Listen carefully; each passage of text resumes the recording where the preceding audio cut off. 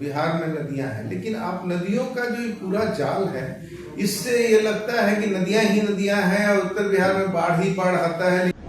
विजय कुमार चौधरी ने, जल संसाधन मंत्री ने बताया कि 260 नदियों को पुनर्जीवित करना होगा। यह नदी तो है लेकिन उसको खोजना पड़ेगा। और नदी का मतलब होता है रोजगार, और नदियां विलुप्त हैं और उन नदियों को अगर चला दिया जाए तो उनका मतलब होगा रोजगार। रविंद्रनाथ टैगोर गोरा में लिखते हैं, और वह मतलब 1857 के समय लिखते हैं कि गंगा जो है अपनी निर्मलता गंवा रही है, यानी कि उसके पहले और स्वच्छ नदी थी। नदियों का अगर नियोजन किया जाए तो आबादी का विकास नदियों के साथ रह करके और नदियों का नियोजन करके हुआ है, लेकिन फिर भी नियोजन में नदी दंश बनता चला गया है। नितिन नवीन ने, उन्होंने भी कहा कि बिहार से ही देश का बढ़ना है मां। नमस्कार, मैं अशोक प्रियदर्शी आज विमर्श न्यूज पर विमर्श न्यूज के एक प्रिय विषय पर बात करने के लिए आया हूं। विधानसभा के बजट सत्र में पिछले सप्ताह जल संसाधन मंत्री विजय कुमार चौधरी ने नदी जल के बारे में एक ऐलान किया। प्रश्न के जवाब में बताया, नदी जल संसाधन इस साल यानी कि 2025-26 का जो आर्थिक सर्वेक्षण है उसमें बहुत कम स्थान लेती है, लेकिन नदी जल संसाधन पर बिहार में अनेक आर्थिक सर्वेक्षण दस्तावेज हैं जिसमें काफी कुछ आया है। नदी जल संसाधन के संदर्भ में विजय कुमार चौधरी ने बताया कि बिहार में सर्वेक्षण के द्वारा 600 नदियों का पता चला, जिसमें से 260 नदियां विलुप्त हैं, यानी कि 340 नदियां ही अस्तित्व में हैं। आप जानते होंगे कि बिहार में, उत्तर बिहार में अनेक नदियां हैं, जिसमें से एक तो उत्तर प्रदेश के रास्ते बिहार में सरयू नदी, आगरा जिसे कहते हैं, वह आकर के मिलती है और वह छपरा के पास मिलती है। दूसरी दक्षिण बिहार से सोन नदी मिलती है, ये सब गंगा में मिलती है। तो सरयू गंगा में मिलती है और वह उत्तर से आती है, दक्षिण से सोन मिलती है, फिर गंडक नदी आकर के मिलती है सोनपुर के पास, और फिर इधर फतुहा के पास पुनपुन नदी। अब हम बात करें कि पुनपुन नदी दक्षिण बिहार की नदी है, जिसमें फल्गु जो गया के पास से बहती है आकर के मिलती है, तब वो पुनपुन नदी अपना पानी वाली नदी हो जाती है, सालों भर लगभग पानी लेकर के आती है। फल्गु दक्षिण के चतरा और हजारीबाग के पहाड़ी इलाकों से आने वाले दो नदियों के बोधगया के पास मिलने से बनती है, और वो दो नदियां हैं लीलाजन या नीलांजन और दूसरा मोहानी। तो ये बोधगया के पास तिरछे वी बनाते हुए बोधगया के पास नीचे मिल जाती है। इस तरह गंगा के बारे में भी नदी जल संसाधन के जोड़ने पर बात करने के पहले कुछ इनिशियल बातें बहुत जल्दी में। गंगा नदी खुद ही बनारस के पास बहुत ही कम जगह लेकर चलने वाली नदी है। जीटी रोड से जो लोग यात्रा करते हैं उनको मालूम है कि एक धनुषाकार पुल से आप नदी पार करते हैं, जबकि पटना में जो गंगा पर पुल है वो कई किलोमीटर सपाट सीधा एक समतल बहता है, बना हुआ है, क्योंकि नदी की पाट बहुत लंबी है। तो बनारस के पहले इलाहाबाद में यमुना नदी आकर के गंगा में मिलती है, तब वो गंगा बन जाती है।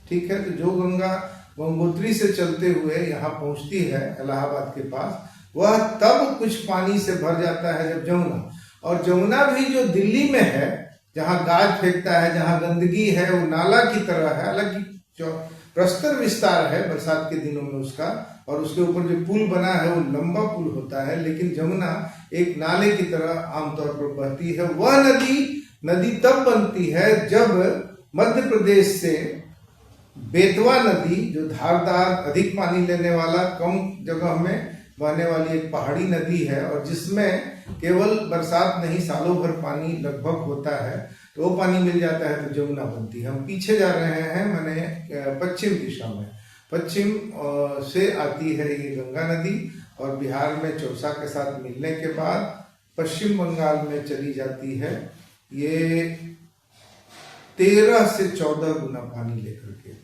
तो बिहार में नदियां हैं, लेकिन आप नदियों का जो ये पूरा जाल है, इससे ये लगता है कि नदियां ही नदियां हैं और उत्तर बिहार में बाढ़ ही बाढ़ आता है। लेकिन उत्तर बिहार से गुजरते हुए आप अनेक जगहों पर पुल क्रॉस करते हैं अपनी गाड़ी से या अन्य वाहन से, उसमें आप देखते हैं कि नदी नीचे से एक नाले की तरह बह रही है। छपरा के पास से, सीवान के पास से, छपरा शहर के बगल से, सीवान के पास से, ऐसा।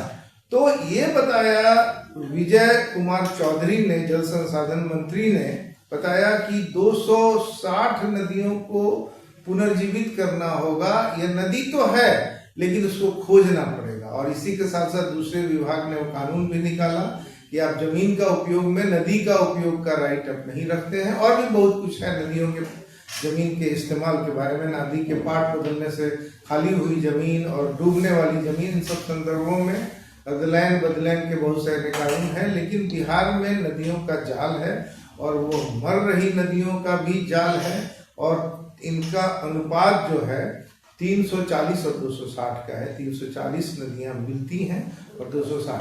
तो ये एक टॉल घोषणा कर रहे हैं, विजय कुमार चौधरी कर रहे हैं।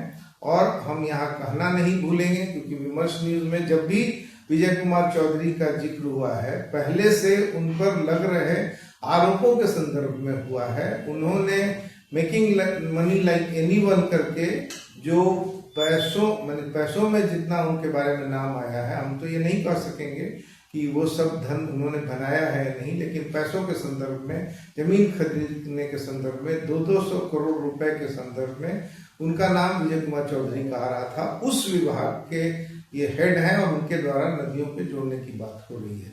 लेकिन अब हम तुरंत आ जाते हैं इन सब भ्रष्टाचार संबंधी समस्याओं को थोड़ी देर के लिए किनारे करके, खत्म करके नहीं, किनारे करके हम लोग बात कर रहे हैं बिहार के नदी जल संसाधन के बारे में। नदी जल संसाधन, एक नदी का मतलब क्या होता है? बिहार में रोजगार की कमी है। बिहार में गंगा और हिमालय के बीच का मैदानी इलाका बहुत उर्वर इलाका, गंगा के इस पार का भी बहुत सारा इलाका बहुत उर्वर इलाका था और आबादी का घनत्व यहाँ बढ़ा। इसकी वजह भी यही थी कि यहाँ जल संसाधन भारी पैमाने पर मौजूद है, ये आप जानते हैं। तो इसलिए जो यहाँ की आबादी अभिशाप मानी जाती है और नदियां अभिशाप मानी जाती हैं, दरअसल एक वरदान की वजह से ये ऐसा संतुलन हुआ कि यहाँ आबादी का घनत्व बहुत ज्यादा हो गया, खासतौर पर उत्तर बिहार में। और झारखंड जब अलग हो गया तब तो औसतन निकालिएगा तो आबादी का अनुपात सबसे ज्यादा टॉप पर है बिहार, केरल और पश्चिम बंगाल में। तो बिहार में, बिहार के जन घनत्व के साथ साथ नदियों की उपलब्धता, यानी 2 रिसोर्स की बात हम लोगों ने की। ये दोनों, जैसा कि अभी अभी कहा जाने लगा है, यहाँ तक कि जो निर्वाचित भाजपा के राष्ट्रीय अध्यक्ष हैं उन्होंने भी कहा, नितिन नवीन ने, उन्होंने भी कहा कि बिहार से ही देश का बढ़ना है माँ। और निश्चित तौर पर मित्रों, वर्षों से मैं भी यह समझता हूं कि भारत का इससे ज्यादा विकास उसके पिछड़े इलाकों और पिछड़े राज्यों के विकास से ही संभव है। भारत का इससे ज्यादा विकास महिलाओं के योगदान से संभव है। भारत का इससे ज्यादा विकास, जो जातियां विकास के दौर में छूट गई हैं, पिछड़ गई हैं, उनके योगदान से संभव है। हम लोगों ने नदियों के बारे में कुछ बातें की। नदी का मतलब होता है रोजगार, और नदियां विलुप्त हैं और उन नदियों को अगर चला दिया जाए तो उनका मतलब होगा रोजगार। नदियां अविरल बहें और निर्मल रहें, ये 2 चीजें हैं। तो नदी को फिर से जगा देने और चला देने के लिए, खोज निकालने के लिए, वहां के गाद को मुफ्त में लोगों को भरने के लिए देने के लिए, कई इलाकों को ऊंचा बनाने में नदियों के गाद का एक सिस्टमेटिक ढंग से उपयोग करने के लिए एक नीति संगत सरकार की आवश्यकता है। और यह सरकार चूंकि वर्षों से लगातार कार्य कर रही है, इसलिए नदियों का मसला अगर इसने लिया है तो प्राइमा फेसी इसका स्वागत होगा। और चूंकि इसका स्वागत होगा, इसलिए हमारी जिम्मेदारी का विषय होगा कि नदियों के साथ जो किया जा रहा है उसको हम देखें। अभी बिहार में एक भी नदी नहीं है जिस पर डैम बना हुआ है।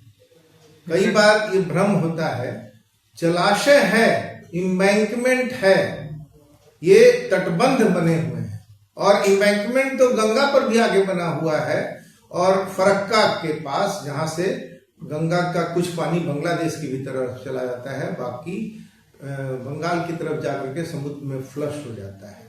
हम नदियों का अगर नियोजन किया जाए तो आबादी का विकास नदियों के साथ रह करके और नदियों का नियोजन करके हुआ है, लेकिन फिर भी नियोजन में नदी दंश बनता चला गया है। रविंद्रनाथ टैगोर गोरा में लिखते हैं, और वह मतलब 1857 के समय लिखते हैं कि गंगा जो है अपनी निर्मलता गंवा रही है, यानी कि उसके पहले और स्वच्छ नदी थी। तो हमारे यहाँ नदियों को फिर से पुनर्जीवित कर दिया जाए, नदियों का जाल चलने लगे, तो निश्चित तौर पर वह एक प्राणवायु होगा, वह रोजगार देने वाला होगा, लाखों का रोजगार, करोड़ रोजगार की आवश्यकता है संतुलन बनाने के लिए कि माइग्रेशन की मजबूरी न हो, और उसकी घोषणा की गई है। और इन घोषणाओं के बाद झूठे आंकड़ों से उसकी भरपाई कर दी जाएगी। उसकी जगह यह आवश्यक है कि संसाधनों को ठीक से इस्तेमाल किया जाए, और नदी के पेट में जहां तहां लोग बस गए हैं उन लोगों को उस जमीन का उपयोग करने का उनका अधिकार नहीं है, ये बताया जाए, और नदियों को फिर से चार्ज किया जाए, नदियों का ठीक से नियोजन हो, और खास तौर पर नदियों को गंदा करने वाले सारे प्रकल्प रोके जाएं। इस पर हम लोग बात कर रहे हैं। और ये जो खबर है पिछले सप्ताह विधानसभा में नदियों के बारे में कही गई टॉल घोषणाओं के बारे में थोड़ा सा समय हम लेंगे कि नदियों से कई जगह पर लोग पानी पीने का ले रहे हैं। जैसे गंगा नदी से जो पानी लेते हैं नालंदा, गया और राजगीर जाता है, ठीक है, और योजना है कि वो जमुई भी जाए, मुंगेर भी जाए, ठीक है। इसके बाद दूसरी तरफ ये जो सोन पर कैनाल्स बने हुए हैं उसमें से पानी लेकर के भभुआ और मोहनिया जिला जो ऊंचा है, जहां जमीन के अंदर का जल स्तर नीचे छूट जाता है गर्मी के दिनों में, और जहां की नदियां जो है वो सूख रही हैं। बहुत सारे ऐसे इलाके हैं जो सदा सूखा में कन्वर्ट हो रहे हैं, और बिहार में भी ऐसे, और बिहार के बॉर्डर पर झारखंड में जैसे कि पलामू में, इन सब जगहों पर ऐसी समस्या आ रही है। इस समय नदियों को एक हैवी इंजीनियरिंग ज्ञान के द्वारा, विश्व प्रसिद्ध इंजीनियरिंग ज्ञान के द्वारा रिनोवेट किया जाए, ये एक सरकार का काम है। और पिछड़े प्रदेश के विकास के लिए जो संसाधन है वह राष्ट्र का भी संकल्प होना चाहिए। यह कह करके मैं इस खबर की तरफ आपका ध्यान ले रहा हूं, और आगे इस संदर्भ में जो कुछ होगा उसके लिए चौकन्ना कर रहा हूं। धन्यवाद, नमस्कार।